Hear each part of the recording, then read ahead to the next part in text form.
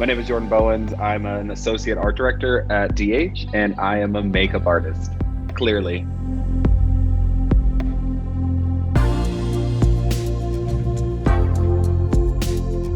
As a kid, I used to just draw all the time. I drew a lot of cartoons. I was really into anime. I started developing my own super cartoony style, never anything realistic, and that's just kind of translated into how I do makeup.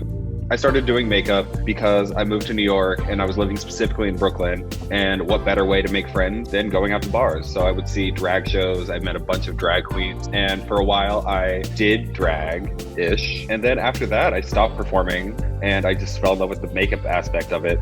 I would look up YouTube videos. I didn't know what foundation was. It was just smearing stuff until it looked okay and creating these ridiculous over-the-top pieces of art with my own face. I love things that just look cartoony and poppy and bright and ridiculous. And I would just try to recreate it in like little techniques until I built the skill set I have now. If you can't tell, my go-to is just eyeliner and a little glitter in the inside eye. And then if I want to go big, this.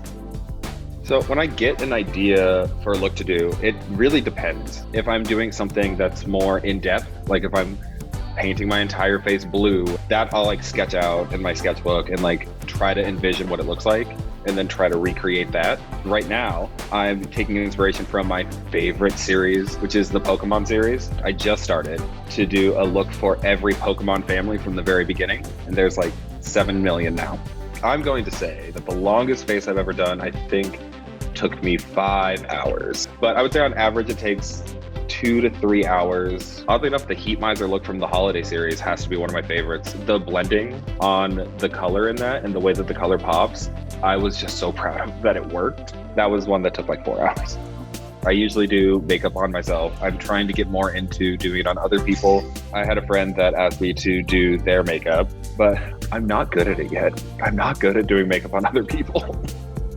Being an art director and a makeup artist, I think just kind of makes sense because you have to be thinking visually constantly. I consider myself a very visual person. So if you put something in front of me, even if it's not technically the right way, I like just seeing something and figuring out how to do it as close as possible. I think the biggest thing comparing being a makeup artist to work is that when things are going wrong, you just gotta keep going and hope it turns out right. And then having the tenacity to keep going until it works or until someone tells you that doesn't work, you look terrible, fix this. And then you just fix it moving forward.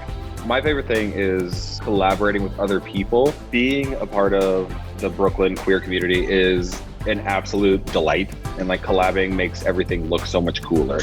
When you get a photographer, a designer, a hairstylist, and a makeup artist all together, it's just